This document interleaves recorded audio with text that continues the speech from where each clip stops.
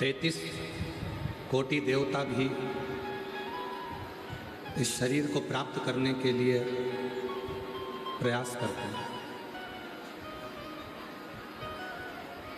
उसका कारण केवल एक है कि मानव का जो शरीर है, अगर ये शरीर भगवान की अविरल भक्ति में डूब गया, शिव की भक्ति में लग गया, भगवान के भजन में लग गया, तो समझ लो कि फिर संसार सागर में जन्म नहीं होना है, शिव की शरणागति में रहना है।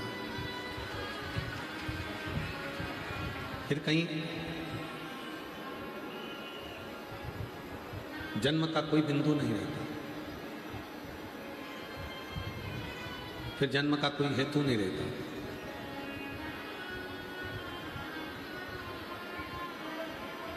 चौरासी लाख योनियां हैं, उन योनियों में केवल एक मानव की योनि ऐसी है जो धन कमाती है, पैसा कमाती है। बाकी की जितनी योनियां हैं, 83,99,999 जितनी योनियां हैं, वो एक भी धन इकट्ठा नहीं करती, पैसा नहीं कमाती।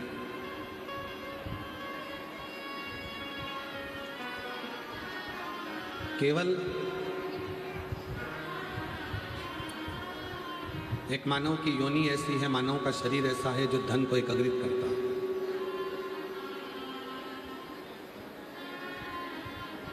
ना चींटी, ना चींटा, ना झिंगुर, ना खटमल, ना मच्छर, ना मक्खी, ना छिपकली, ना मछली, ना पेड़, ना पशु, ना पक्षी, ये कोई नहीं जो धन को एकत्रित करता है। धन को एकत्रित करने वाला केवल एक मानव का शरीर है, मानव का देह।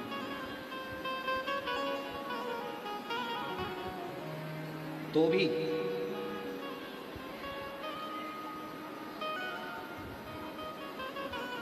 इस मानव के शरीर की पूर्ति कभी नहीं हो पाती। पर शिव महापुराण की कथा में वेदव्यास जी कहते हैं कि जिस दिन संसार का मनुष्य भगवान शंकर की आराधना में लग जाता है, शिव की साधना में जब संसार का मनुष्य लग जाता है,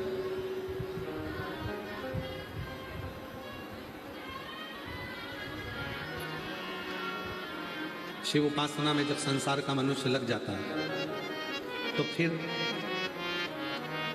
उसके जीवन की जितनी भी तकलीफें होती हैं, उसके जीवन के जितने भी कष्ट होते हैं, उसके जीवन की जितनी भी परेशानियां होती हैं,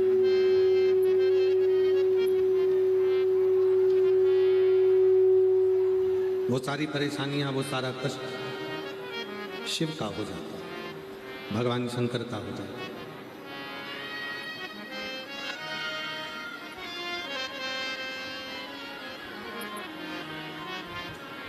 शिव पुराण ने कभी यह नहीं कहा कि आप धन एकत्रित मत करो। शिव पुराण ने कभी नहीं कहा कि आप पैसा इकट्ठा मत करो। शिव पुराण ने यह भी नहीं कहा कि तुम कभी अपने पास में पूंजी इकट्ठी मत करो। खूब कमाओ, खूब उन्नति करो, खूब व्यापार चले तुम्हारा, खूब नौकरी अच्छी रहे, खूब धन कमाते रहो, प्लाट, बंगला, जमीन, जायदाद सब इकट्ठा करते रहो, खूब इकट्ठा। पर ये सब एकत्रित करने के साथ में, ये सब इकट्ठा करने के साथ में अपने पुण्य को भी थोड़ा सा इकट्ठा करो। पूर्व जन्म में कुछ अच्छा कर कर आए थे, तो आज घर भी मिल गया।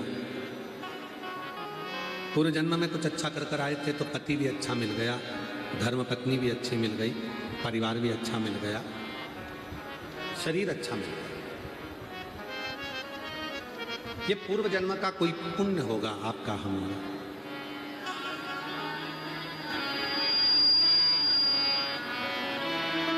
और पूर्व का कोई पुण्य था जिसके कारणवश मानव का शरीर मिल गया, धन मिला, घर मिला, परिवार मिला, कुटुंब मिला, सब कुछ मिला, सब कुछ। अब जब पहले आपने और हमने कुछ अच्छा करा था तो आपको और हमको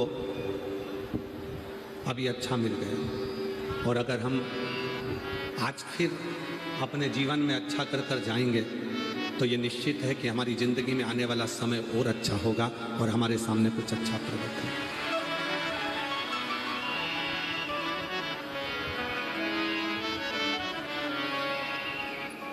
हो सकता है अपने जीवन का कोई अच्छा समय, अपने जीवन का कोई अच्छा समय हमारे पास में बच जाए और हमारा जीवन सार्थक हो सकता है।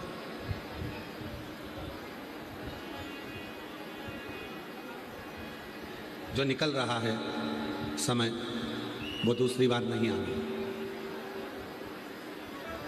जो समय आज जा रहा है ये कल नहीं आएगा।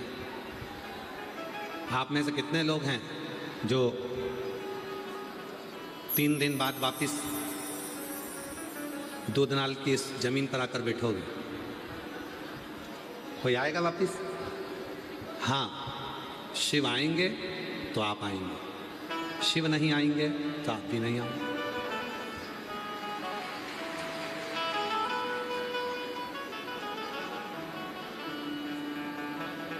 ये जो समय चल रहा है, ये जो समय निकल रहा है, दोबारा से नहीं आना। जो 7 दिन दूधनाल की इस पवित्र भूमि पर, महाराष्ट्र की इस भूमि पर निकल गए, वो 7 दिन वापस नहीं आएंगे।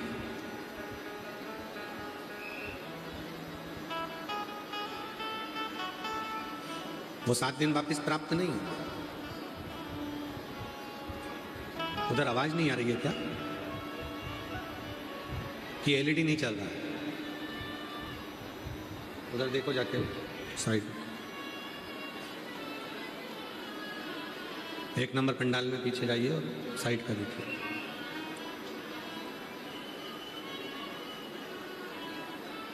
ये जो समय निकल रहा है, थोड़ा सा अंदर का स्पीकर में, ये जो समय तुम्हारा निकल रहा है, जो समय तुम्हारा जा रहा है, ये समय दोबारा नहीं आना, फिर नहीं मिलेगा।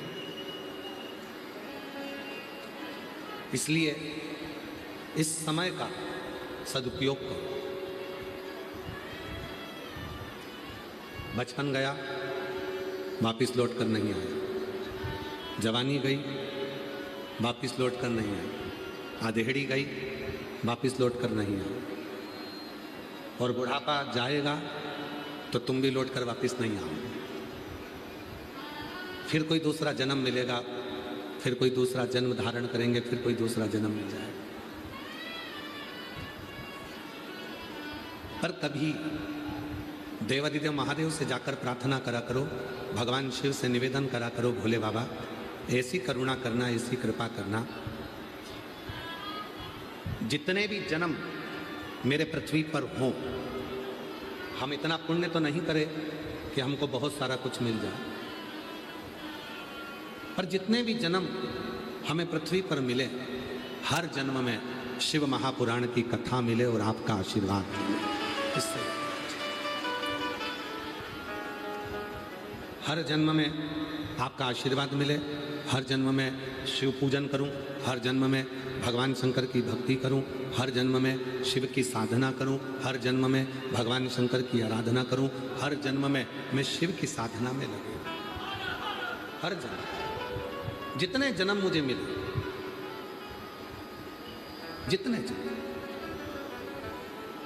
और कोई पिछले जन्म के अच्छे कर्म मुझे बाबा तेरा साथ मिला। कोई पिछले जन्म के अच्छे कर्म मुझे बाबा तेरा साथ मिला। जहाँ सारी दुनिया झुकती है, जहाँ सारी दुनिया झुकती है, मुझे वो आली दरबार मिला, दरबार मिला।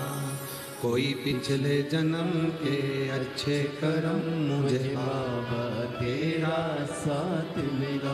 कोई पिछले जन्म के अच्छे कर्म मुझे बाबा तेरा साथ मिला। बड़े प्रसन्न होना, मानव का देह मिल गया। बड़े प्रसन्न होना, अच्छे घर में जन्म हो गया। बड़े प्रसन्न होना, अच्छा परिवार मिल गया। बड़े प्रसन्न होना, छत्रपति वीर शिवाजी की भूमि पर जन्म हो गया। बड़े प्रसन्न होना कि हमें भारत की भूमि मिल गई। बड़े प्रसन्न होना कि हमें हमारा भारत राष्ट्र मिल गया। और बड़े प्रसन्न होना कि जन्म मिलने के बाद कोई अच्छा गुरु जिंदगी में मिल गया, जिसने आपको और हमको शिव से जोड़ दिया और शंकर की भक्ति कराई। प्रसन्न। अच्छा बनना और अच्छा होना, दोनों में बहुत अंतर है। दोनों में अंतर है। अच्छा बनने में भी अंतर है और अच्छा होने में भी अंतर है।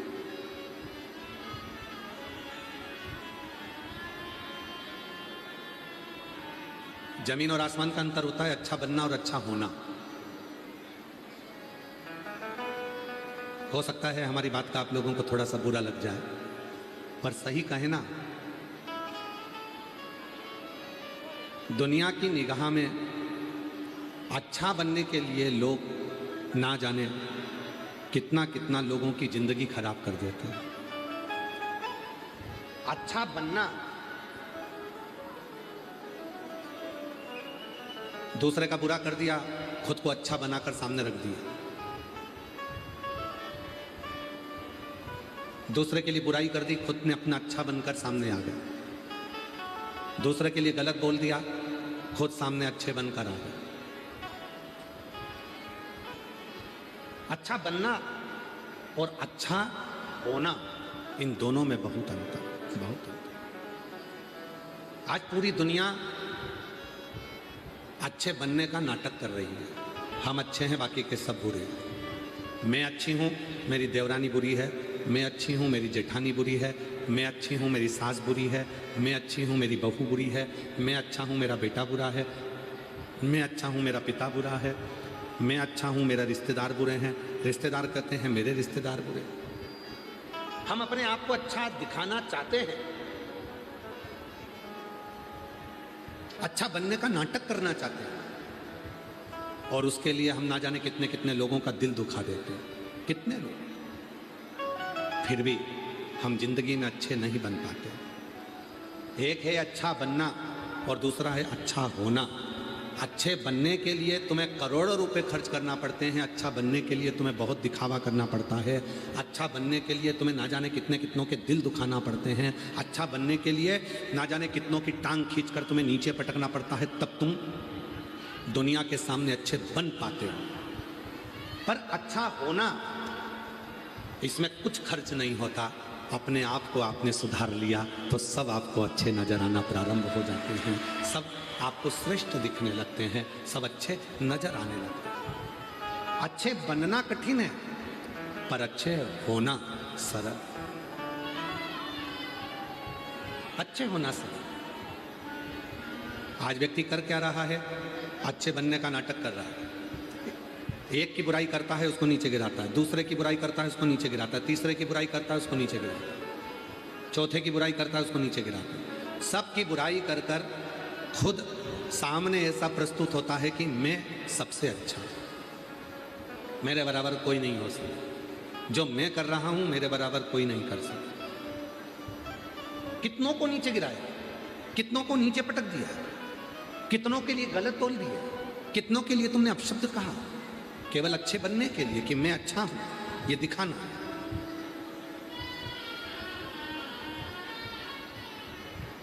मेरी दूधनाल की जीजियों, मेरे जीजाओं, मेरी बेटियों, मेरे बेटाओं, मेरे बुजुर्ग माँ बाप, याद रखना, जिंदगी में अच्छे बनने के नाटक मत करना।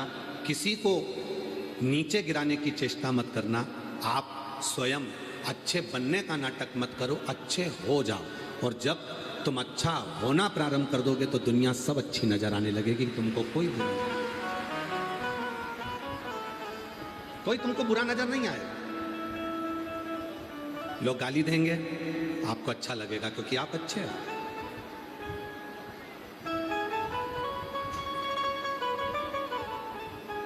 एक मार्ग से गौतम बुद्ध निकल कर जा रहे थे, किसी ने उनको अपशब्द कह दिए। गौतम बुद्ध आगे निकल गए। गांव के लोगों ने कहा उसने तुमको गाली दी, उसने तुमको अपशब्द कहा और तुमने जवाब नहीं दिया। गौतम बुद्ध बोले, मैंने पत्थर उठाकर तुमको मारा,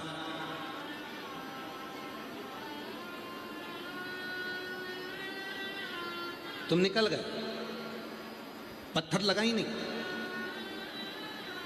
जब पत्थर मार रहा था तुम सामने खड़े रहते,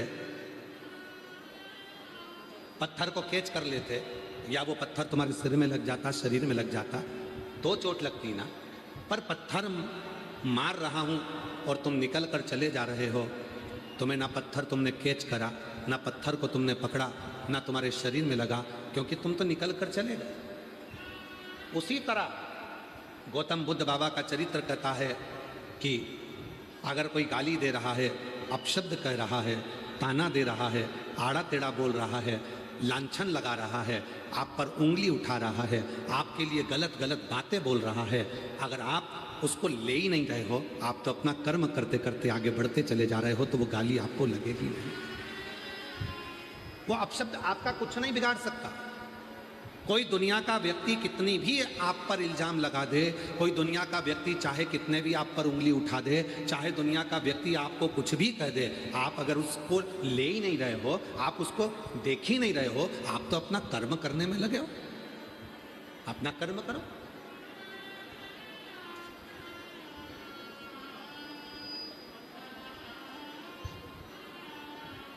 महाराज, एक कुएं के अंदर मेंढक रहते थे, बहुत सारे मेंढक कुएं में। मेंढक क्या करते थे, कुएं से निकलने का प्रयास करते थे। दीवार पे चढ़ते, फिर नीचे गिर जाते, फिर चढ़ते, फिर नीचे गिर जाते।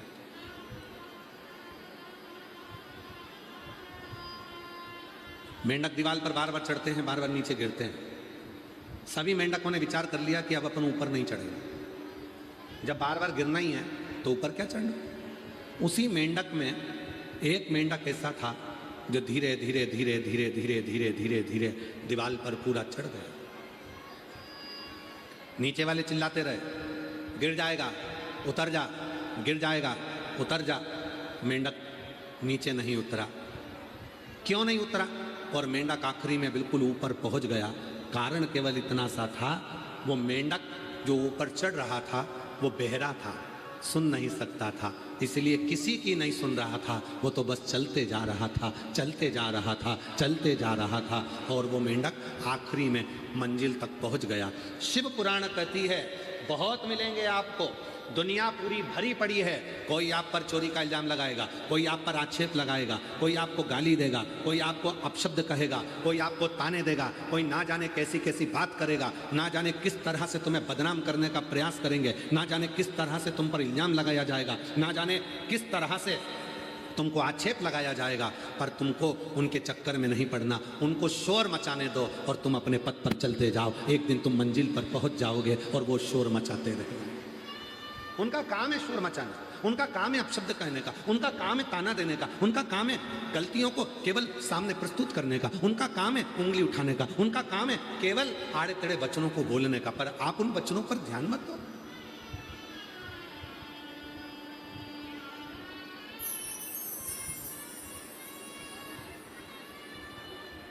घर में कितने कमरे हैं आपके? उत्तर दीजिए जल्दी जल्दी। हमको उत्तर मत दो, अपने मन में सोच के रखो। आप सबके घर में कितने कमरे हैं? 2 तो होंगे, 1 तो होगा, 3 होंगे, किसी के 2 होंगे, किसी के 4 होंगे, किसी के ऊपर होगा, किसी का नीचे होगा। कमरे बहुत सारे, किसी के 1, किसी के 2, किसी के। और प्रत्येक जब कमरे बहुत सारे होते हैं तो घर में एक बड़ा घर के अंदर एक बड़ा कमरा जैसा बनाया जाता है जिसमें सोफा सेट रखा रहता है, टीवी लगी होती है, टेबल रखी होती है, मेहमान आते हैं उसी में बैठते हैं। उसको क्या कहते हैं? हॉल। क्या कहते हैं? हाँ। अरे जम के तो बोलो जरा, क्या बोलते हैं? हॉल। प्रत्येक घर में एक हाल होता है, पर घर में रहने वाले को हर एक व्यक्ति का हाल मालूम ही नहीं रहता है। घर में हाल जरूर है, पर घर में जितने लोग रह रहे हैं उनका क्या हाल है ये किसी को नहीं मालूम। फिर वो हाल होने का फायदा क्या, उसका लाभ?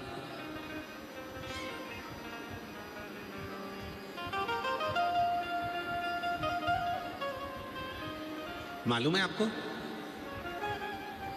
रसोई घर एक होता था, पूरा घर उसी में जाता, भोजन बनाता, भोजन करता। हमको याद है लगभग 20 से 22 वर्ष पहले की एक कथा। भादली महाराज भुसावल, शायद भुसावल के वहीं से जाना होता हुआ, भादली महाराष्ट्र का एक गांव। बात 20-22 साल पहले की बात है। कार्तिक महीने में 20-22 साल पहले हमने वहां कथा करी थी।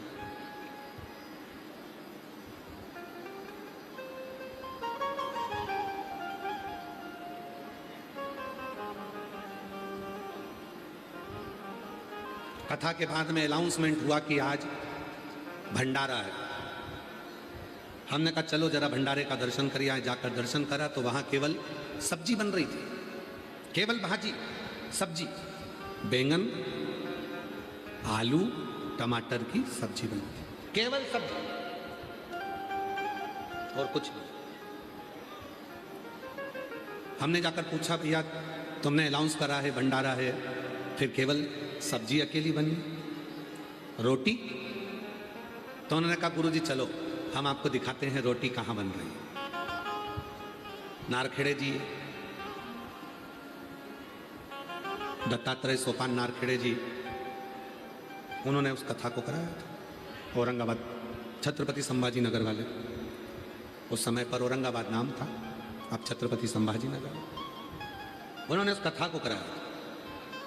तो दत्तात्रेय सोपान नारखेड़े जी हमको लेकर गए, उनकी धर्मपत्नी भी साथ में चली और हमको दिखाया कि भादली के जितने गांव में घर थे, हर घर के बाहर ईंट रखकर, मिट्टी का चूल्हा बनाकर 3-3, 2-2 माताएं जो उस घर में रहती हैं और जो मेहमान आए थे वो सब मिलकर आटा उसन कर रोटी बना रहे थे। रोटी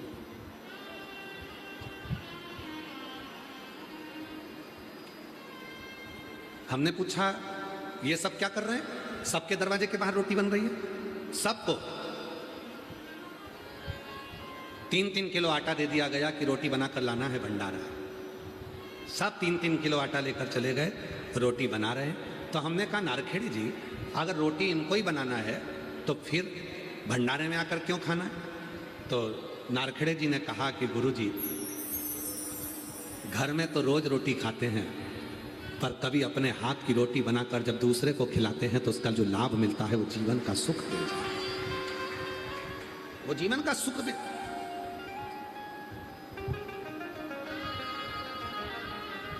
वो जीवन का आनंद देता है।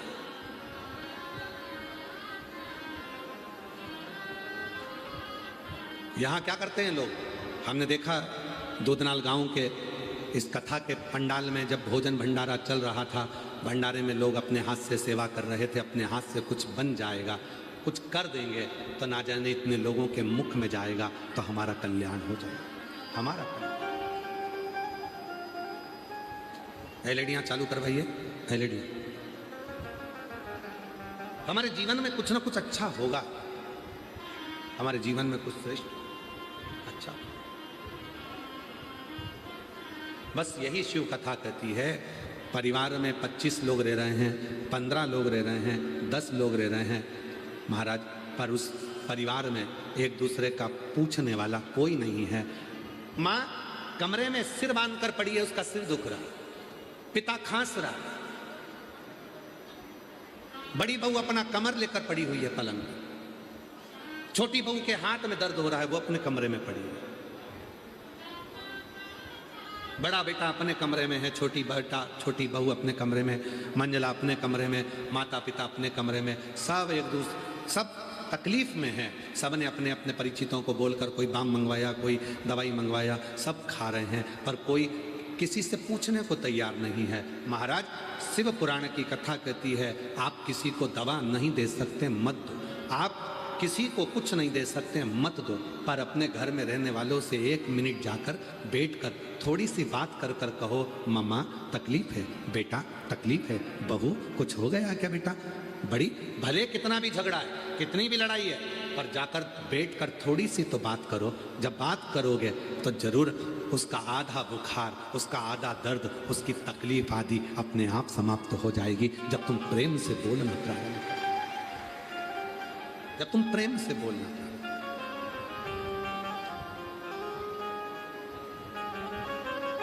कोई प्रेम से बोलने वाला नहीं। मत बनो अच्छे बनने का नाटक मत करो, अच्छे हो जाओ। नाटक नहीं करना हमें अच्छा बनने का। अच्छे बनने का नाटक करेंगे तो दूसरे को नीचे गिराना पड़ेगा। मैं अच्छा हूं, बाकी सब बेकार है।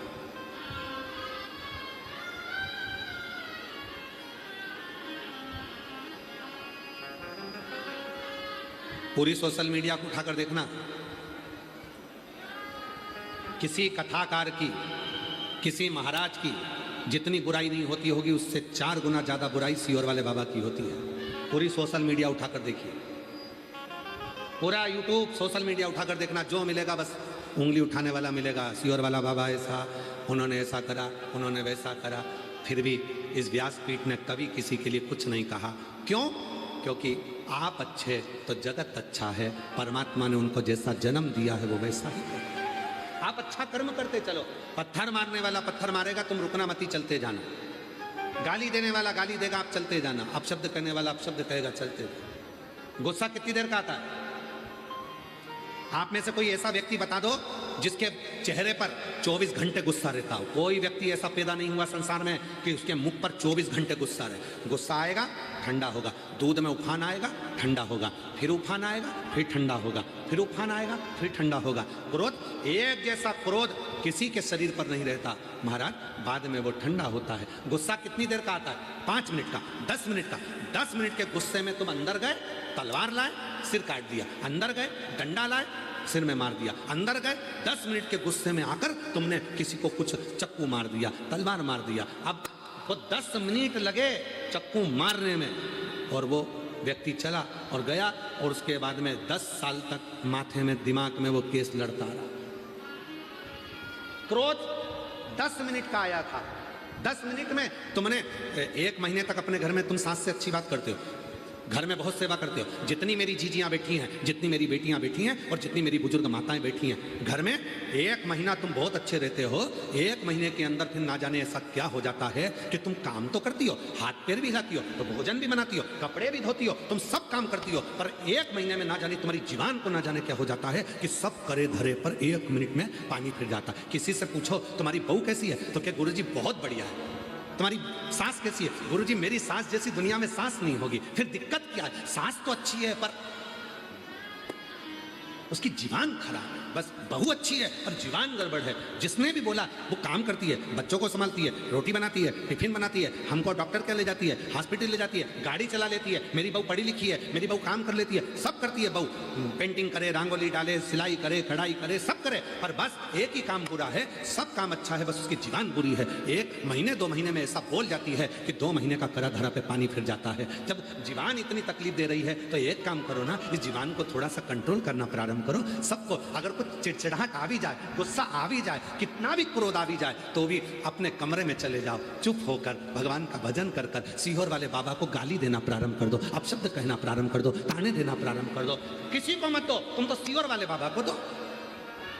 तुम्हें गुस्सा आए, सीहोर वाले बाबा को अपशब्द को, तुम्हें ताना देना सीहोर वाले बाबा को दो, तुम्हें गाली देना सीहोर वाले बाबा को दो। तुम किसी को मत दो, तुम तो हमको दो ना। पर तुम हमको गाली दे दो, हमको अपशब्द कह दो, हमारी तो आदत हो गई है सुनने की, तो तुम हमको अपशब्द बोलो, पर अपने घर में तुम प्रेम से रह लो, अपनी वाणी की शुद्धता के साथ रह लो, अपनी जिह्वा की शुद्धता के साथ।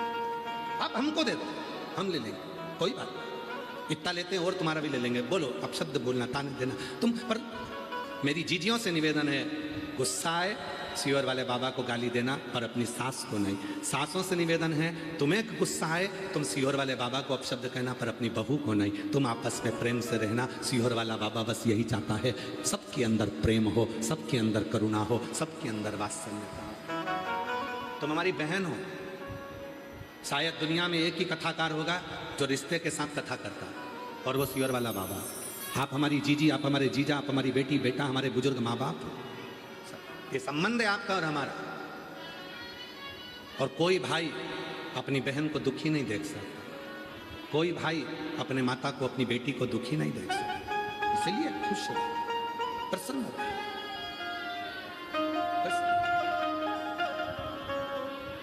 जितनी प्रसन्नता आपके जीवन में, उठाओ सारा कचरा फेंकिए।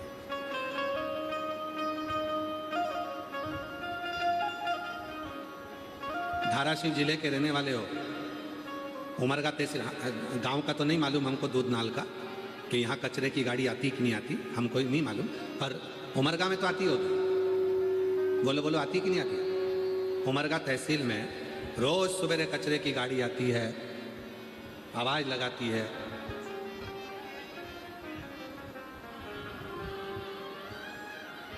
खूब आवाज लगाती है कि कचरा डाल दो,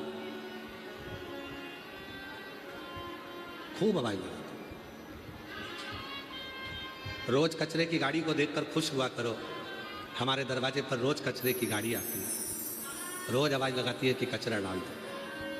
वो एक ही बात कहती है कि अपने भीतर का जो कचरा है वो सुबेरे सुबेरे मेरी गाड़ी में डाल दो, दिन भर अच्छे से रहना, बदबू मत मारना, अच्छे से अपने घर को रखना, सुखी रहना। रोज कचरे की गाड़ी आती है, रोज आवाज लगाती है, रोज कहती है, रोज प्रेम दीजिए, स्नेह दीजिए। हम हमारे बाबा से रोज कहते हैं, बाबा उन बेटियों की कभी परीक्षा मत लेना। हम हमारे बाबा से रोज कहते हैं, बाबा उन बेटियों की कभी परीक्षा मत लेना जिनके गले लगने वाला कोई नहीं है। बाबा जो तुम पर भरोसा करते हैं, तेरे आश्रित होकर जीते हैं, बाबा उनकी ज्यादा परीक्षा मत लेना। जो तेरे मंदिर में आकर एक लोटा जल चढ़ाता है, उसके अंदर मन में कुछ तो दुख होगा, तभी तो तेरे दरवाजे पर आया है। उसकी परीक्षा ज्यादा मत लेना, उसकी परीक्षा ज्यादा मत लेना। जब वो जल चढ़ाने आए, हम जानते हैं किसी किसी की फाइल बड़ी मोटी होती है, काम नहीं सलटता, पर जब वो जल चढ़ाने आए तो उसके दुख को मिटाना, उसके दुख।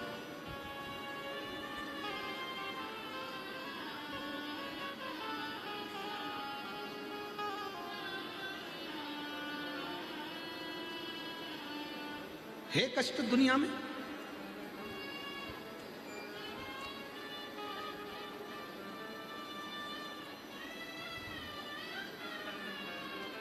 एक पिता ने अपने बेटे से कहा कि तू नीट की तैयारी कर,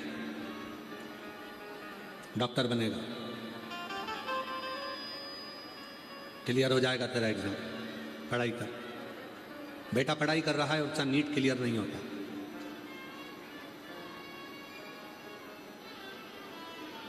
एक दिन बेटे ने अपने पिताजी से कह दिया कि तुम भी तो कुछ करो। पति 50 साल की उम्र हो गई थी और अपनी पत्नी से बोला, तो सीहोर वाले बाबा को इतना सुनती रहती है, जब देखो जब सीहोर वाले बाबा की कथा आस्था चैनल पर चला के बैठ जाती है, कभी मोबाइल पर सुनती रहती है, तेरा पेट नहीं भरता सीहोर वाले बाबा की कथा सुनते सुनते? पत्नी ने कहा, नहीं, मुझे सीरियल देखना पसंद नहीं है, नाटक देखना पसंद नहीं है, मुझे फिल्म देखना पसंद नहीं है, मुझे तो केवल एक ही चीज पसंद है कि सीहोर वाले बाबा की कथा, और वो मैं सुनूं। अगर तेरा विश्वास इतना है सीहोर वाले बाबा पर, तो क्या मेरी सरकारी नौकरी लग सकती है? पत्नी हंसकर बोली, 50 साल के हो गए और तुम सरकारी नौकरी की बात कर रहे? बेटा बात करे कि हाँ नीट क्लियर करना है तो बाबा कराए, परंतु तुम्हारी तो 50-55 की उम्र हो रही हो, तुम सरकारी नौकरी की बात कर। घूम फिर कर बेटा आया और बेटे ने कहा, मम्मी तू जब कहती है कि सियोर वाला बाबा सब कुछ कर सकता है, तो पापा की 50-55 में सरकारी नौकरी लगा के बता। महाराज पत्र भेजा उस बहन ने, मेरा नाम सोवर्षा देवानंद बोचरे, मैं उजेड़ तहसील शिरूर अनंतपाल जिला लातूर की निवासी हूँ। गुरुदेव, बाप और बेटे दोनों ने मेरे से कहा, सियोर वाला बाबा बाबा करती है, क्या सियोर वाला बाबा पापा की नौकरी लगा सकता, मेरा नीट क्लियर कर सकता? मैं इतने साल से एग्जाम दे रहा हूँ, पापा 50-55 के हो गए और सरकारी नौकरी। गुरुदेव, आज मैं बाबा को धन्यवाद देने के लिए यहाँ पहुंची हूँ। चाकरवाड़ी की कथा में मैं गई थी केवल बाबा को बोलने के लिए कि मेरे बेटे और मेरे पति मुझ पर उंगली उठाकर कहते हैं कि सियोर वाला बाबा सब कुछ कर सकता है, तो मेरा नीट और मेरे पापा की नौकरी 50 से 55 की उम्र है, सरकारी नौकरी लगा दो। चाकरवाड़ी की कथा सुनी, वहाँ की मिट्टी को नमन करा और आज बाबा को धन्यवाद देने के लिए आई हूँ कि मेरे पति की 50 वर्ष की उम्र में सरकारी नौकरी लग गई है और मेरे बेटे ने नीट क्लियर कर लिया है। मैं बाबा को प्रणाम करने के लिए, कहीं बैठे हो तो आ सकते हैं। मेरा नाम सोवर्षा देवानंद बोचरे, मैं उजेड़ तहसील शिरूर अनंतपाल जिला लातूर की निवासी हूँ। गुरुदेव, आज मेरा बेटा BA-MS शिव की कृपा से कर रहा है और मेरा दूसरा बेटा B फार्मेसी कर रहा है और मेरा तीसरा बेटा इंजीनियरिंग हो गया। और आज मेरे पति की भी, आप पत्र में देखेंगे, मैं कुछ भी कर नहीं सकती, लेकिन बाबा की ऐसी कृपा हुई कि 50 वर्ष में पति की सरकारी नौकरी लग गई। ये शिव की कृपा नहीं तोड़ किया, करुणा नहीं तोड़ किया, दया नहीं तोड़ किया। हम हमेशा अपनी कथा में कहते हैं मेरे भोले बाबा से, बाबा हे मेरे भोले, हे मेरे शंभू, हे मेरे बाबा, उन बेटियों की, उन बेटों की परीक्षा कभी मत लेना जिनके गले लगने वाला कोई नहीं है, जो केवल तुझ पर भरोसा करते हैं, तुझ पर। आप में से मेरी कई बहनें ऐसी बैठी हैं जो घर पर कई लोगों ने मना करा होगा कि भीड़ बहुत होती है, मत जा। आप लोगों में से कई बेटियां ऐसी बैठी हैं, कई बहनें ऐसी बैठी हैं, कई मेरी जीजियां ऐसी बैठी, कई जीजा ऐसे बैठे हैं कि उनको मना करा घर के लोगों ने, मत जा, इतना भीड़ है, 3 किलोमीटर पैदल चलना पड़ेगा, रोड पर गाड़ी खड़ी कर दी जाएगी, पार्किंग में खड़ी कर दी जाएगी, पैदल पैदल इतना धूप है, गर्मी है, कहाँ जाएगी, कहाँ बैठेगी। फिर भी उसको मालूम है कि मेरा बाबुल है, मेरा शिव, मेरा पिता है, मेरा शंकर। और यदि मेरा बाबुल, मेरा शंकर, मेरा शिव, मेरा पिता, मेरा शंकर, मेरा बाबुल, मेरा पिता, मेरा शिव, मेरा शिव, उसके सिवा कोई नहीं, तो वो मुझे संभाल लेगा। लेव परीक्षा मेरे शिव मना नहीं, खूब खूब परीक्षा, पर हे मेरे भोलेनाथ, उसकी परीक्षा मत लेना जो तुम पर बहुत भरोसा करता है। उसकी हिम्मत ना टूट जाए, उसकी हिम्मत ना टूटे।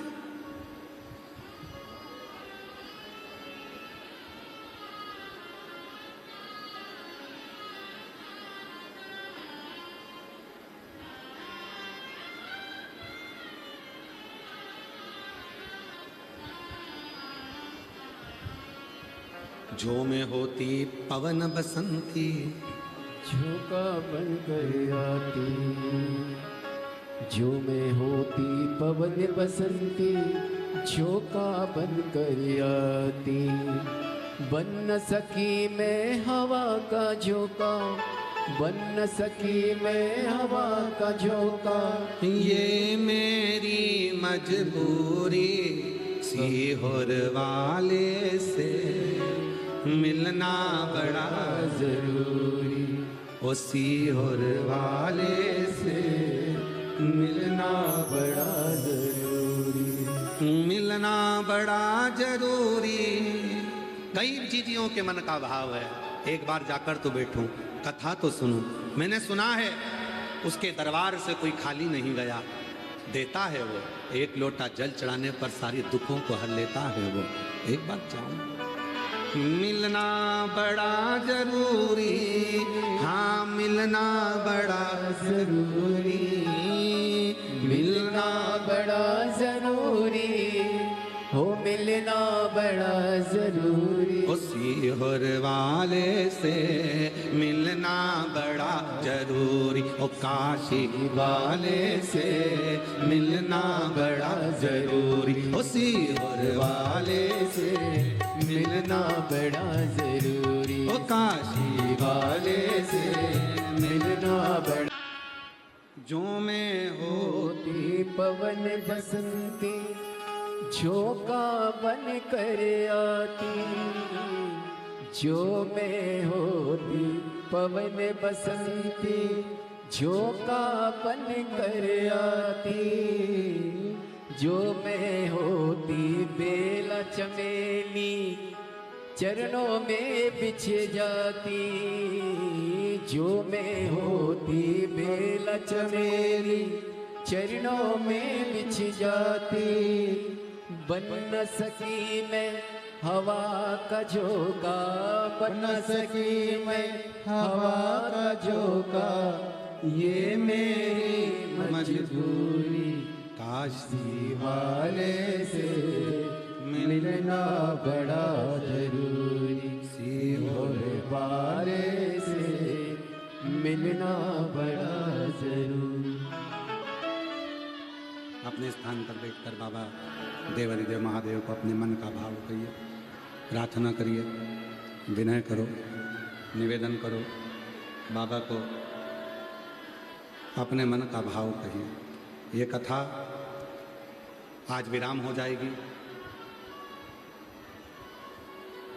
2 जून को, फिर 9 जून से 15 जून बलखंडी नाथ फुलवरिया बलिया उत्तर प्रदेश में 1 बजे से 4 बजे तक कथा रहेगी। फिर 18 से 24 जून भटिंडा पंजाब में 2 बजे से 5 बजे तक शिव महापुराण की कथा रहेगी। ऐसे ही कथाओं के क्रम 24 जुलाई से 29 जुलाई तक गुरु पूर्णिमा महोत्सव सीहोर कुबरेश्वर धाम पर रहेगा। 5 दिवसीय उसमें कथा रहेंगे और फिर गुरु पूर्णिमा महोत्सव 29 तारीख का रहेगा।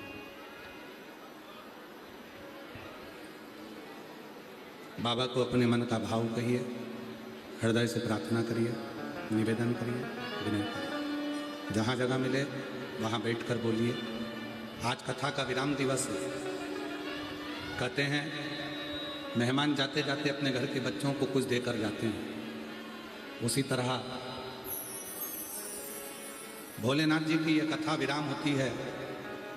7वें दिन ये कुबरेश्वर बाबा जो पोथी के रूप में सीहोर से आते हैं, 7 दिन जहाँ रहते हैं वहाँ खूब भंडार भरते हैं। और जब जाते हैं तो ये कुबरेश्वर बाबा की ये पोथी यहाँ से जाते जाते आप लोगों को भी कुछ ना कुछ देते हुए जरूर जाते हैं। इसलिए दुनिया के लोग 6ठे दिन की कथा को शिवरात्रि कहते हैं और 7वें दिन बाबा से अपने मन की बात करते हैं।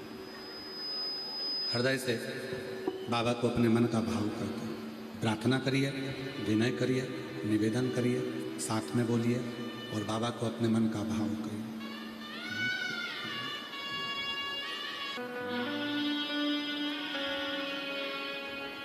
श्री शिवाय नमस्तु। श्री शिवाय नमस्तु। श्री शिवाय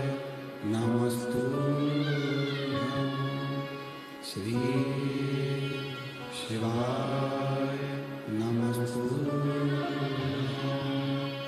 श्री शिवाय नमस्तुभ्यं भोला सब दुख काटो ओ भोला सब दुख काटो शिव शंकर जपो तेरी माला भोले बाबा जपो तेरी माला भोला सब दुख काटो ओ भोला सब दुख काटो देश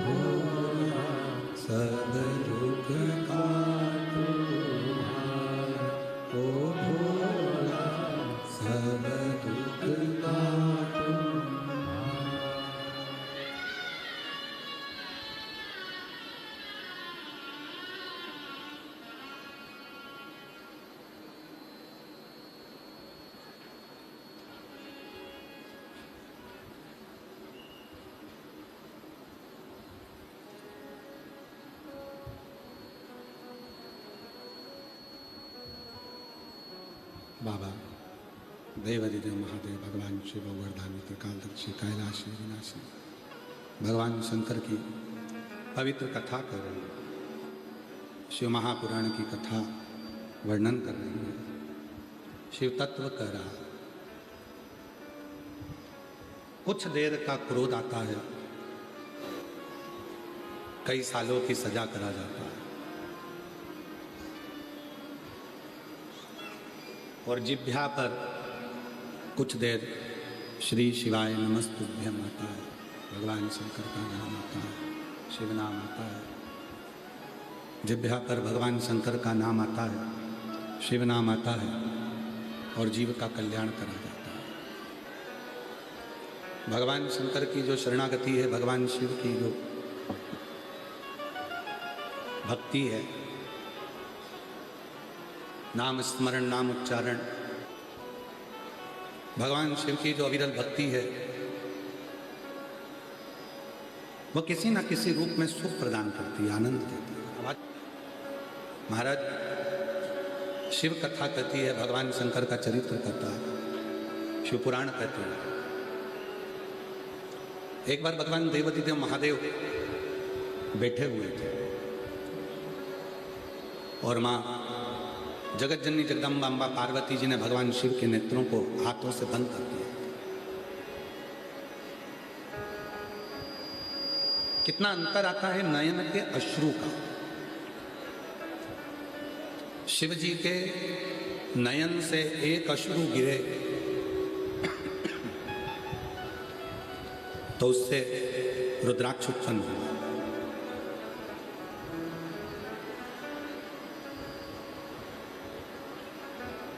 और शिवजी के एक नयन अश्रु से अंधकासुर पैदा हुआ। दोनों में बहुत अंतर है। वो अंधकासुर वो भी शंकर भगवान के नयन अश्रु से उत्पन्न हुआ है और वो रुद्राक्ष भी शिव के नयन अश्रु से प्रकट हुआ। दोनों ही सही। अब उसमें जो रुद्राक्ष है, एक मुखी से लेकर 21 मुखी तक रुद्राक्ष होते हैं। शिव महापुराण की कथा में एक मुखी से लेकर 14 मुखी रुद्राक्षों का वर्णन है और स्कंद पुराण में एक मुखी से लेकर 21 मुखी तक रुद्राक्ष का वर्णन।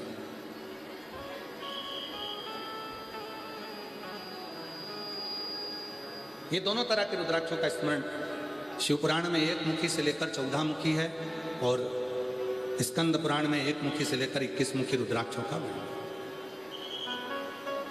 कैसा होता है रुद्राक्ष का पेड़, रुद्राक्ष का पौधा, रुद्राक्ष का वृक्ष? जैसे रुद्राक्ष का जो फल होता है ना, जैसे बेर होता है,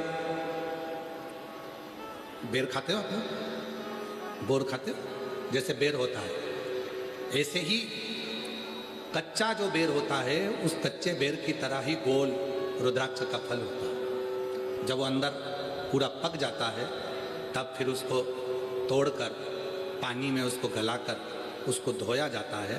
तो जैसे बेर के ऊपर बेर होता है खाने का, फिर अंदर गुठली होती है, उसी तरह ऊपर का जो खोल होता है उसको पानी से खूब धोते हैं, तब वो ऊपर की खोल निकल जाती है और अंदर अंदर का फल जो रह जाता है वही रुद्राक्ष कहलाता है, वही रुद्राक्ष।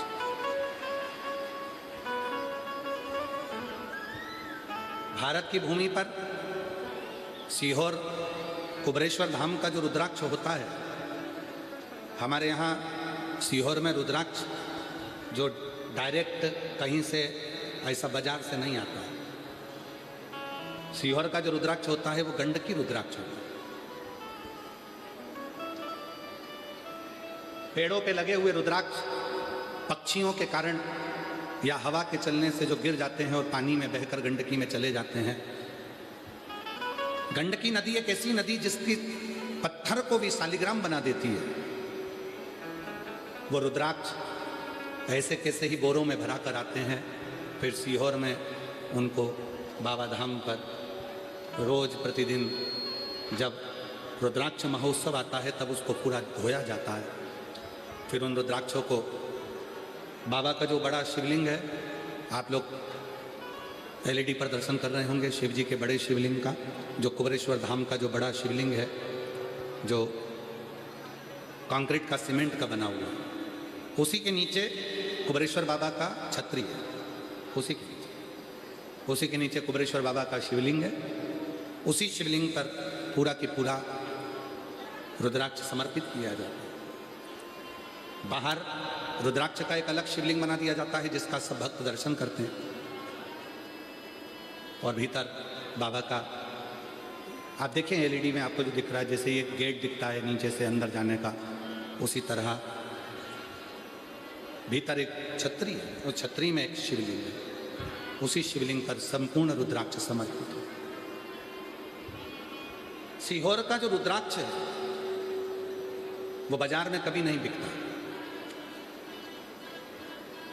आप कितनी भी मार्केट में से रुद्राक्ष ले लो, सीहोर का रुद्राक्ष नहीं मिलेगा कुबरेश्वर धाम। ना ही कोरियर करा जाता है, ना ही बेचा जाता है, ना ही भेजा जाता है। आप आओ, कंकर शंकर की पूजन करो और पूजन कर कर अपना हाथ आगे कर कर रुद्राक्ष लो और उस रुद्राक्ष को लेकर जाओ, तांबे के कलश में गलाकर शिव को चढ़ाकर अपने जीवन को सार्थक करो। बोल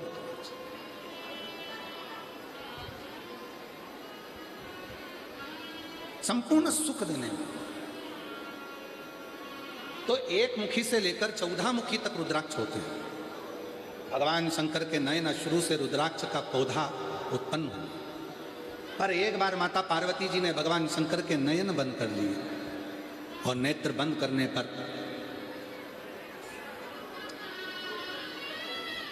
आप लोगों ने खूब सुंदर लिखा है, अभी ना जाओ छोड़कर, ये दिल अभी भरा नहीं।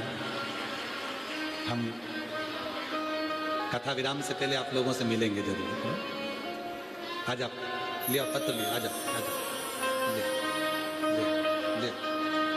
ले आओ, रोते नहीं, आ जाओ, रोइए नहीं, आओ। हाँ लिया, रोइए नहीं, अच्छे खुश होकर आओ। बाबा फिर बुलाएगा, फिर आएंगे कथा करने के लिए। शिव की उदारता फिर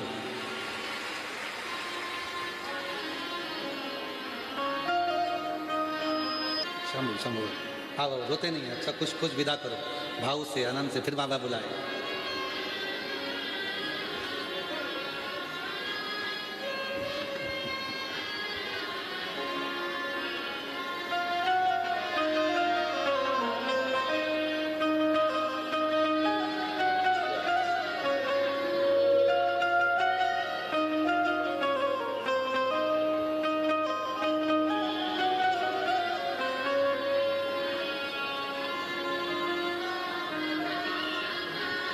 रोते नहीं, अच्छा कुछ कुछ प्रसन्न हो, बाबा फिर बुलाएगा, रोते नहीं, अच्छा कुछ होता नहीं। हम तो वो कहते हैं ना, बाबुल का ये घर रहना 2 दिन का ठिकाना है महाराज।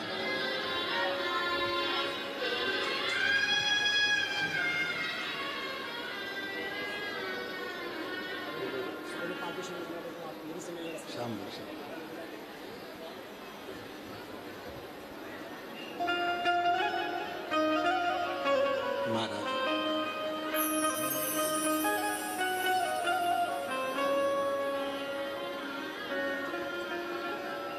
शिव कथा कहती है महाराज, भगवान शंकर का चरित्र शिव तत्व कहता है, भगवान शिव की भक्ति करती है। माँ जगज्जननी जगदम्बा ने शिव जी के नेत्रों को बंद किया, नयन से अश्रु गिर गए। वो जो अश्रु गिरा उससे एक बालक ने जन्म लिया जिसका नाम अंधकासुर हो गया। शिवजी ने देखा बालक जन्मा, शंकर भगवान ने कहा पार्वती तुमने इस बालक को अपनी गोदी में उठा रखा है क्यों? पार्वती जी कहती हैं ये मेरा पुत्र है, ये मेरा बेटा है। शिवजी कहते हैं तुमने इसको पुत्र मान लिया? हाँ, पर इसको उठाओ समुद्र में फेंक दो, क्योंकि ये मेरे नेत्र बंद करने के बाद प्रगटा। इसको समुद्र में डालो, समुद्र में डालो। पार्वती जी रोने लगी कि ये मेरा पुत्र है, ये मेरा पुत्र है, मैं इसको जमीन समुद्र में कैसे डाल सकती हूँ? समझाया बाबा भोलेनाथ ने। समुद्र में जैसे ही डाला, हिरण्याक्ष ने उस पुत्र को पालना पोसना प्रारंभ कर दिया। हिरण्याक्ष के प्राण चले गए वराह भगवान के द्वारा, और वो अंधकासुर उपद्री हो गया। ब्रह्मा जी का तप किया, वर मांगा, हमको वर दीजिए। क्या वर चाहिए? हमें वर दो, हमारे प्राण ना छूटे। ब्रह्मा जी ने कहा संसार में जन्म लेने वाला व्यक्ति यही सोचता है कि मैं मरूं ना, पर मरना तो निश्चित, प्राण तो जाएंगे, आए हो तो जाएंगे। गुलाब जामुन खाओगे तो भी जाओगे, बादाम खाओगे तो भी जाओगे, ब्यूटी पार्लर जाओगे तो भी जाओगे, नी जाओगे तो भी जाओगे, जाना तो सब। पर जाने से पहले, मृत्यु की सैया पर सोने से पहले शिव महापुराण की कथा कहती है अपने जीवन में ऐसा कर्म कर कर जाना कि ये शरीर रहे चाहे ना रहे, पर तुम्हारे जाने के बाद लोग तुम्हारा स्मरण करते रहें कि वो था तो जीवन में कुछ अच्छा कर गए, कुछ अच्छा। संत तुकाराम जी, संत ज्ञानेश्वर जी, संत नामदेव जी, मुक्ताबाई, मीरा, कर्मा, ध्रुव, प्रहलाद, रामकृष्ण परमहंस जी, स्वामी विवेकानंद जी, श्री चैतन्य महाप्रभु जी, श्रीमद वल्लभाचार्य जी, श्री रामानुजाचार्य जी, श्री निम्बारकाचार्य जी, भारत की भूमि के ऐसे ऐसे संत हुए हैं, भारत की भूमि के ऐसे ऐसे संत हुए हैं जिन्होंने केवल धर्म का प्रचार किया, भगवान की भक्ति का प्रचार किया। और आज भले वो हमारे बीच में ना हो, पर उनकी दी हुई भक्ति, उनके दिए हुए उपदेश आज भी हमारे जीवन को कृतार्थ करते चले जाते हैं और सबका उद्धार करते चले। भले ना हो, संसार सागर में से सबको जाना है, सबके प्राण छूटेंगे, सब जाएंगे, पर निवेदन है जाने से पहले कुछ ऐसा कर्म कर कर चलो कि अपने जीवन की सार्थकता सिद्ध हो, सार्थकता सिद्ध हो।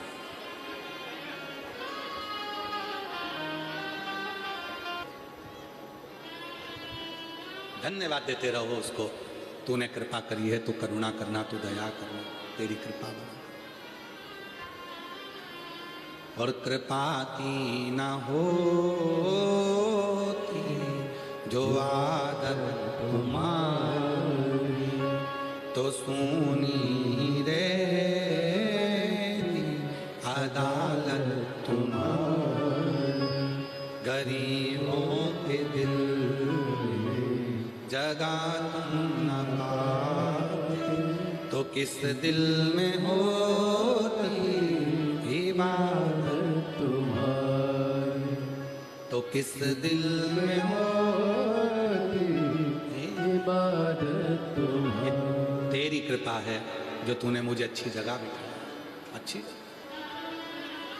अंधकासुर कर रहा है, ब्रह्मा जी का तप करा कि मैं मरूंगा नहीं, पर ब्रह्मा जी ने कहा मरना निश्चित है, 7 तालों में भी बंद हो जाओगे तो भी मौत तो आएगी। जहां लिखा होगा वहां तुमको जाना, जहां लिखा होगा वहां तुम्हें जाना। कल ही एक न्यूज़ पढ़ रहे थे तो उस न्यूज़ में आशीष हमको बता रहे थे कि कहीं एक लड़की स्नान करने गई और वो गहरे पानी में चली गई।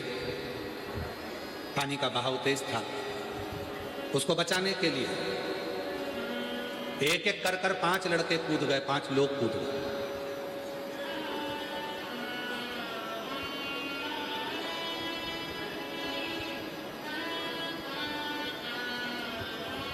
लड़की तो बच गई, 5 निपट गए। लड़की बच गई, वो 5 जो थे बचाने के लिए जो गए थे, वो लोग, वो बच्चे, वो बुजुर्ग उसी जल में बहकर चले। 5 के प्राण छूटे, 5 समाप्त हो। कल आशीष पूछ रहे थे ये कैसी लीला है गुरुजी। हमने कहा ये सब समय का फेर होता है, जिसका जहां लिखा हुआ होता है। जिस लड़की को बचाने के लिए कूदे थे वो 5 वो पानी में बह गए और वो लड़की सेफ निकल कर आ गई, अच्छी निकल गई। जहां लिखा है जिसका वहां पहुंचना, लिखा हो। कहां लिखी है मृत्यु वहां तक तुमको लेकर जाए, कहां लिखा है तुम्हारा जन्म वहां तुमको लेकर जाए। जन्म मरण, मरण मतलब मौत, और परण, परण मतलब विवाह। जन्म मरण परण, ये 3 मेरे महादेव के हाथ में है, मेरे शिव के हाथ। जन्म भी शिव के हाथ में, मृत्यु भी शिव के हाथ में, और विवाह भी शिव के हाथ में। डॉक्टर ने कहा 15 दिन में डिलीवरी हो जाएगी, 15 दिन में जापा हो जाएगा। मालूम पड़े दर्द उड़ गया तो 2 दिन पहले ही हो गया। डॉक्टर ने कहा था इतनी तारीख तक बच्चा हो जाएगा, जांच के लिए गए तो कभी और 8 दिन आगे जाएगा। जन्म, हाथ देखकर, पत्रिका देखकर ज्योतिषाचार्य ने कहा था वाह वाह वाह वाह, खूब जिएगा, खूब लंबी उम्र है। ज्योतिषाचार्य बोले थे खूब लंबी उम्र है, एक्सीडेंट हुआ, निपट गया, मर गया। और किसी ने कहा था बहुत छोटी सी उम्र है, बहुत छोटी सी उम्र, इसके साथ ऐसा होगा, दुर्घटना होगी, मर जाएगा। 75 साल का हो गया, 80 साल का हो गया, नहीं गया। मरण शिव के हाथ, परण विवाह। कितने लड़कों के फोटो आए थे मेरी जीजियों तुम्हारे लिए, और जितने मेरे जीजा बैठे हैं उनसे भी पूछो कितनी लड़कियों के फोटो आए। कोई ने कहा मामा जी बोले इस लड़की से कर लो, काका जी बोले उस लड़की से कर लो, कोई बोला उस लड़की से कर लो, कोई बोला उस लड़के से कर लो। तुम सब के लिए कम से कम 2-4 जगह के रिश्ते आए, अलग अलग लड़के आए, तुम सब के लिए अलग अलग लड़की आई, अलग अलग लड़की के रिश्ते आए, पर तुम्हारी किस्मत में यही लिखी थी वही मिली है। तुम्हारी किस्मत में जो लिखा था वही मिला, वही शांति तुम्हारी किस्मत में वही मिला, कोई दूसरा।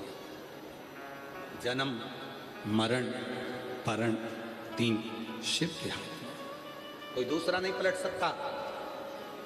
मार्कंडे बाबा की जब उम्र कम थी तो उनके पिताजी ने कह दिया लगा शिव जी की आराधना, वही उम्र बढ़ा सकते हैं। विवाह नहीं हो रहा अच्छी जगह, लगा शिव की आराधना। बच्चा नहीं हो रहा, लगा शिव की आराधना, लगा। कई माताएं बैठी हैं जिनके पत्र हम नहीं पढ़ पाते, क्योंकि कथा भी रहती है तो पत्र इतने पढ़ नहीं पाते।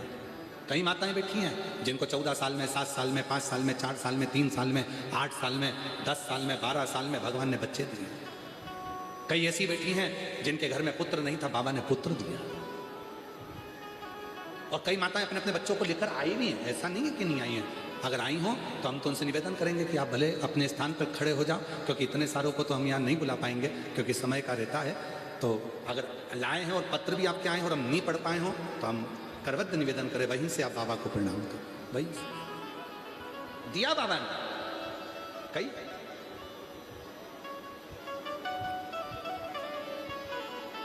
शिव कृपा, जन्म मरण परण शिव के हाथ। अंधकासुर मरना तो पड़ेगा निश्चित है।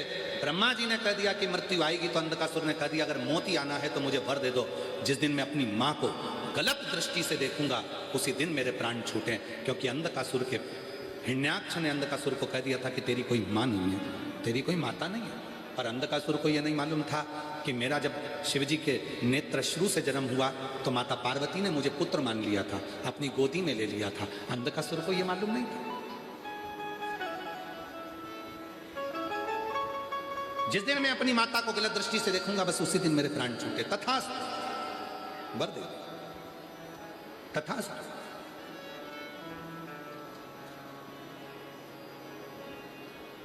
कभी कभी श्राप सुनकर भी लोग प्रसन्न हो जाते हैं। श्राप सुन दशरथ जी का चरित्र याद आता है। दशरथ जी के घर में औलाद नहीं थी, संतान नहीं थी, बड़े दुखी थे, बहुत दुखी। वन में गए थे, हिरण पानी आप पीने के लिए आया था और उन्होंने आखेट करने के लिए बाण छोड़ दिया। किसको लग गया था वो? श्रवण कुमार। श्रवण के माता पिता के पास में वो जल लेकर गए थे और माता पिता ने श्राप दे दिया था, दशरथ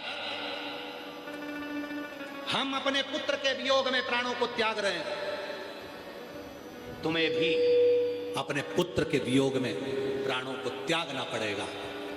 दशरथ जी रो भी रहे थे और खुश हो भी रहे थे। रो इसलिए रहे थे कि श्राप लग गया और खुश इसलिए हो रहे थे 60 साल की उम्र हो गई, बच्चे नहीं थे। ये कहकर जा रहे हैं कि पुत्र के वियोग में रोना पड़ेगा, मतलब मेरे घर औलाद जरूर होगी, मतलब मेरे घर में संतान जरूर होगी। ये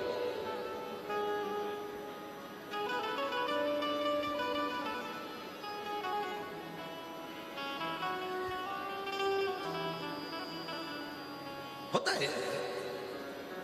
एक नौकर आया सेठ जी के पास, सेठ जी मुझे छुट्टी चाहिए।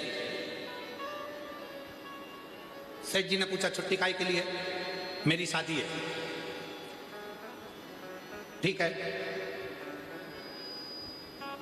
कितने दिन की चाहिए? नौकर ने कहा पहले मुंह देखूंगा उसके बाद बताऊंगा कि कितने दिन छुट्टी लूंगा।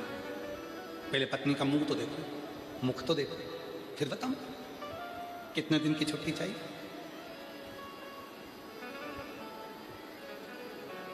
केवल ये एक प्रसंग नहीं है कि मुख देखूंगा तब बताऊंगा छुट्टी कितने दिन की चाहिए।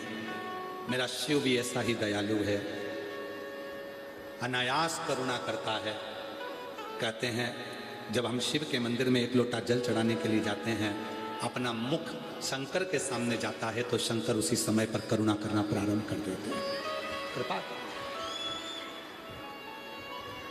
एक बिंदु में शिव समाहित है, उस बिंदु को तुम किसी भी रूप में देख लो, वही बिंदु सिंधु है, सिंधु ही बिंदु है, एक समाहित।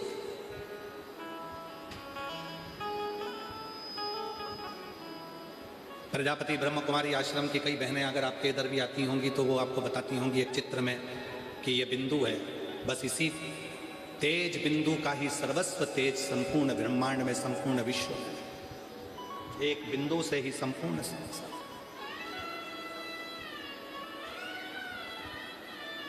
वीर शिवलिंगाय संप्रदाय में गुरु आपको बताते हैं कि यह शिवलिंग यही एक बिंदु है, यही शिव है, संपूर्ण ब्रह्मांड इसी है, संपूर्ण।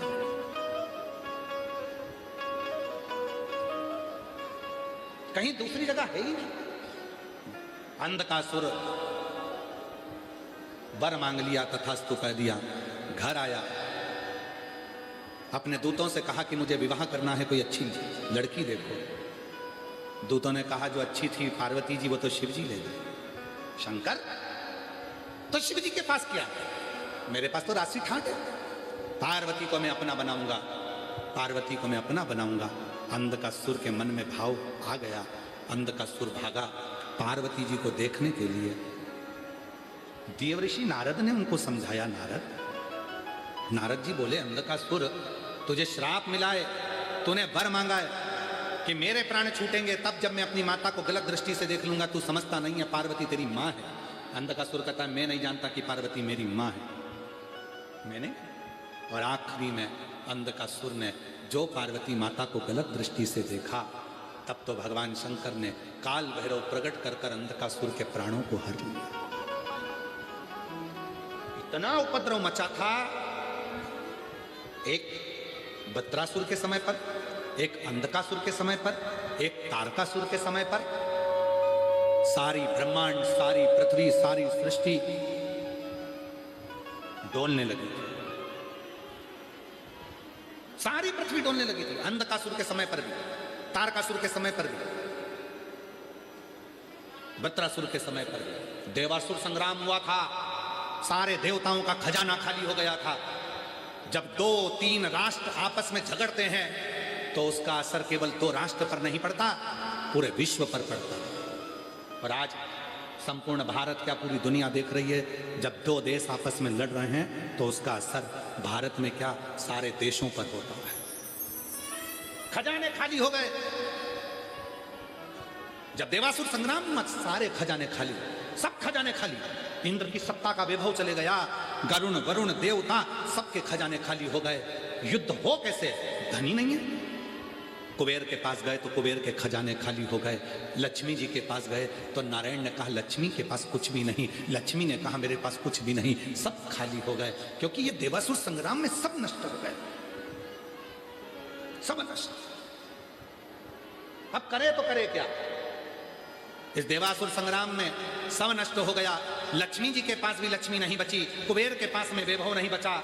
फिर आखिरी में कुबेर लक्ष्मी जी के पास गए, लक्ष्मी और कुबेर भगवान ब्रह्मा के पास गए। ब्रह्मा विष्णु जी के पास आए और भगवान विष्णु ने कहा जब संसार के लोगों के पास कुछ नहीं होता, देवताओं के पास कुछ नहीं होता, तब देने वाला केवल एक ही होता है, वो केवल देव अधिदेव महादेव होता है। चलो अपन सब उसके पास चलते हैं।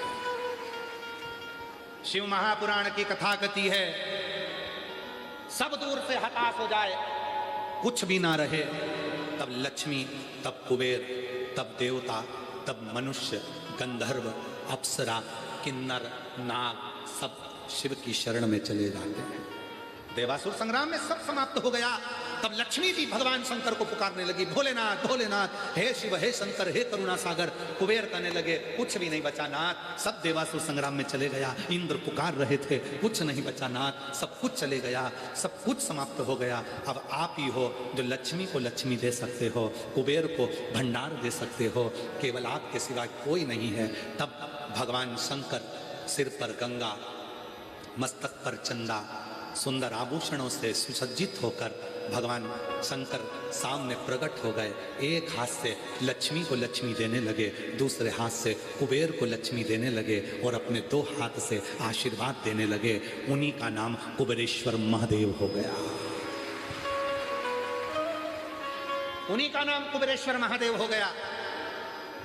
उन्हीं को कहते हैं कुबेर भंडारी, कुबेरेश्वर महादेव। जो कुबेर के पास भी जब खजाना खत्म हो गया, लक्ष्मी के पास भी जब खजाना खत्म हो गया, तब वो कुबेर भंडारी अपने हाथों से लुटाना प्रारंभ कर दिया। और इतना दिया कि सारा वैभव वापिस वैसा की वैसा ही हो गया। वैसा सारा खजाना, उसी को कुबेरेश्वर महादेव कहते हैं। दुनिया के लोग कहते हैं गुरुजी आप कहते हैं कुबेरेश्वर महादेव, कुबेरेश्वर महादेव का मतलब क्या।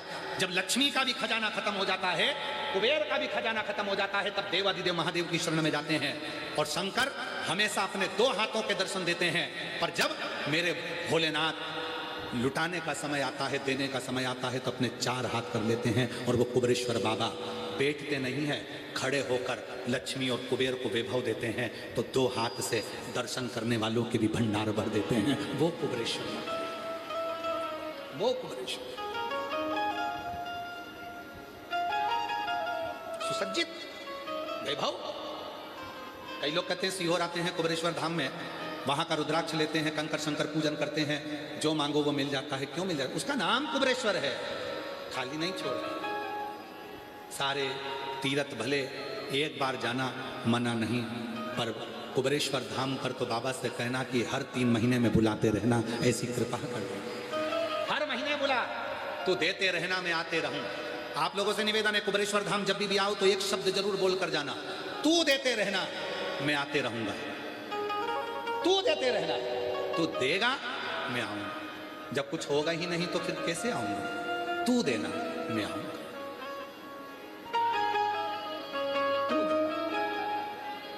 महाराज अंधकासुर के प्राणों को हर लिया काल भैरव ने, और जैसे ही प्राण हरे पार्वती मैया प्रसन्न चित्त हुई।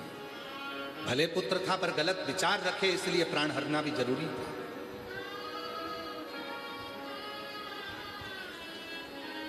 महाराज वो देता है, इसलिए कुबेरेश्वर धाम पर जो लोग आते हैं, शिव पुराण की कथा में जो आते हैं, अपनी झोली पसार कर उससे विनय करते हैं। झोली मुझे तेरा ही सहारा है मेरे बाबा। हमारे श्री राजेंद्र आनंदराव पाटिल जी की धर्मपत्नी कस्तूरी राजेंद्र पाटिल जी ने परसों के दिन कहा था, गुरु जी पूरे 7 दिन में एक ही भजन मिला है और एक ही बार स्तुति करने का मौका मिला। आखिरी दिन की कथा में 2 भजन गाकर कम से कम हम 2 बार तो भगवान से अपने दिल की बात कह दें। इसलिए आपको छोटे रूप में इस भजन को लेते हैं। कब से खड़े हैं, हम नहीं बोलेंगे, सबको बोलना है शिव जी के सामने। कब से खड़े हैं,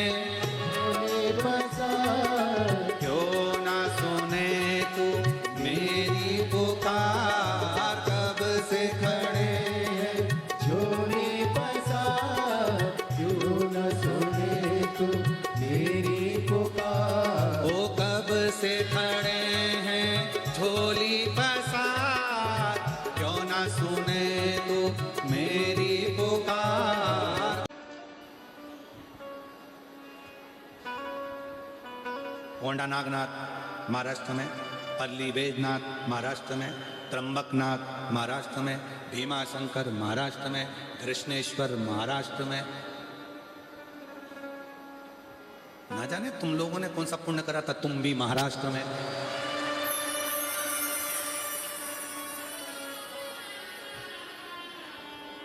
और छत्रपति वीर शिवाजी महाराज महाराष्ट्र में, और केवल महाराष्ट्र में नहीं, छत्रपति वीर शिवाजी महाराज पूरे भारत देश में, पूरे भारत में। और उन्हीं का नारा था, जय भवानी, जय भवानी। और ललकारते थे, हार हार महादेव। जो ललकार कर कर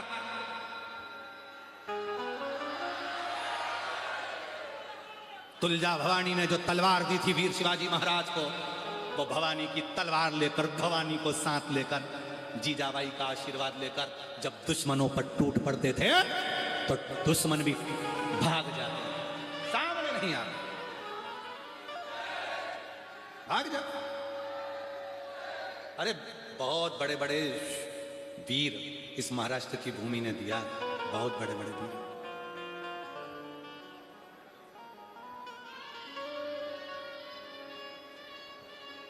बहुत अहिल्याबाई इसी महाराष्ट्र की, इसी महाराष्ट्र की अहिल्या।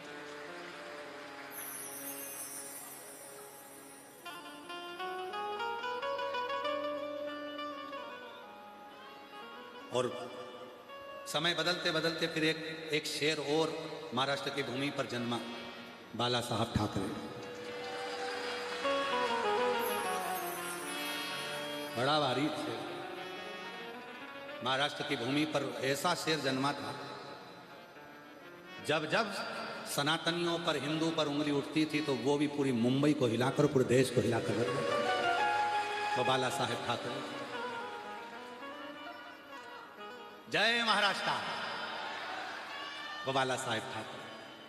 दिया है महाराष्ट्र ने, वीरों को दिया है महाराष्ट्र ने, वीरों को दिया है। ऐसा है हमारा महाराष्ट्र। संत तुकाराम जी को दिया है महाराष्ट्र ने, संत ज्ञानेश्वर को दिया है महाराष्ट्र ने, नामदेव जी को दिया है महाराष्ट्र ने, मुक्ताबाई को, तुकाराम जी को, सबको दिया महाराष्ट्र ने। इसीलिए पूरी दुनिया में भारत की भूमि पर केवल एक ही मंदिर है कि भगवान विष्णु के सिर पर शिवलिंग है, वो हरि विठ्ठल पांडुरंग।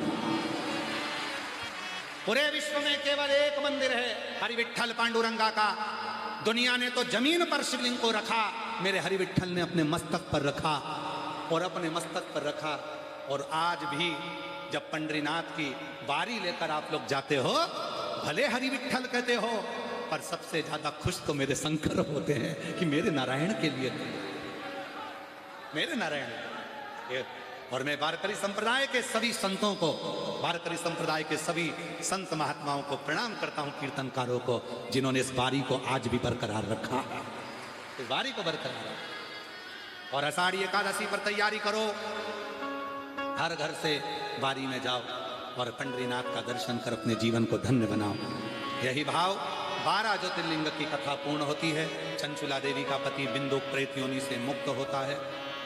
भगवान ईश्वर गोरा शिव पार्वती जी वर देते हैं, तुमरुका जी कलिकाल में, कलयुग में जो शिव महापुराण की कथा को हृदय से पंडाल में बैठकर या भाव से जहां मौका लगे वहां बैठकर श्रवण करेगा, जो मांगेगा शिव कहते हैं वो कथा से घर जाएगा, उसके घर तक मैं भी पीछे पीछे जाकर उसका भंडार भर दूंगा, कल्याण कर दूंगा। शिव वचन दे दिए। ऐसी पवित्र शिव महापुराण की कथा यहाँ विराम की ओर जाए। मैं पुनः श्री राजेंद्र आनंदराव पाटिल साहब को, लोग कहते हैं महाराज कथा कराने के लिए धन चाहिए, पर आनंदराव पाटिल साहब, राजेंद्र आनंदराव पाटिल साहब, मैं आपको धन्यवाद देता हूं। आपने दिखा दिया कि कथा कराने के लिए मन चाहिए, मन। आपकी धर्मपत्नी सो कस्तूरी राजेंद्र पाटिल कई बार बोल चुकी थी मुझे सीहोर वाला बाबा की कथा करा, सीहोर वाला बाबा की कथा करा। राजेंद्र आनंदराव पाटिल साहब और भाभी जी दोनों ऊपर आओ, दोनों ऊपर। इनकी धर्मपत्नी हमेशा कहती थी मुझे कथा कराना है बाबा की। पाटिल साहब कहते थे इतना नहीं है, पंडाल की व्यवस्था बड़ी है, साउंड की व्यवस्था है, इतने लोगों का भोजन भंडारा है, कैसे व्यवस्था हो, कैसे व्यवस्था। पाटिल साहब ने टेंट वाले को मुंबई बुलाया, मुंबई बुलाकर कहा भैया मेरे पास में इतना तो नहीं है कि मैं इतनी विशाल कथा करा सकूं। टेंट वाले ने कहा पाटिल साहब आप कथा करवाओ, जो बाबा करेगा वो स्वीकार होगा। कल हमको राजेंद्र पाटिल साहब बता रहे थे, भोजन वाले को बुलाया, बनाने वाले को कहा कि भैया इतनी विशाल कथा है, हमारा छोटा सा गांव है, हमको लगता है छोटे से गांव में इतने लोग कथा सुनने तो नहीं आ पाएंगे, क्योंकि उनको गांव नहीं मिलेगा तब तक कथा ही पूरी हो जाएगी। छोटा सा गांव है दूधनाथ, यहाँ लोग पहुंचेंगे तब तक तो कथा ही पूरी हो जाएगी, कौन आ पाएगा। आप भोजन बनाओ। भोजन बनाने वाले ने कहा पाटिल साहब आप तैयारी करो, हम भोजन बनाएंगे, जो होगा देखा जाए। महाराज लोगों ने कथा को इतना बदनाम कर रखा है, इतना करोड़ लगेगा, उतना करोड़ लगेगा, इतना करोड़ देना पड़ेगा, उतना करोड़ देना पड़ेगा। दुनिया के लोगों ने खुद के कमाने के लिए धंधा बना लिया था कथा को और बदनाम करने की चेष्टा करी थी। उनके मुख पर हमारे राजेंद्र पाटिल साहब ने एक सामने दिखावा, ये दिखाया कि ये कथा है जिस कथा का ना दूधनाल में, ना उमरगा में, ना धाराशिव में, ना पूरे कहीं जिले में 1 रुपये का चंदा नहीं हुआ। कहीं जाकर किसी के आगे चंदा नहीं करा गया, कहीं जाकर कहा नहीं गया। ये कथा जिसका सहयोग मिला, दिल से जो आगे आ गया, जिसने प्रेम से आगे आकर कह दिया हम भोजन, हम अन्न, हम ये, हम वो, पूरे गांव और पूरा तहसील और पूरा जिला आज पाटिल साहब के साथ कदम से कदम मिलाकर खड़ा हो गया। और ये कथा, मेरे भाभी जी आपको भी धन्यवाद देता हूँ, ये आपकी मेहनत, आपकी प्रबलता जो इस कथा को इस छोटे से गांव तक लेकर आई।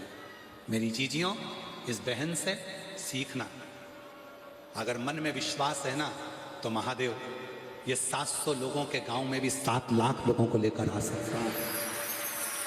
विश्वास रखो। मैं पुनः एक माला दो, दोनों दो माला दो, ये दोनों एक दूसरे को देंगे। लो।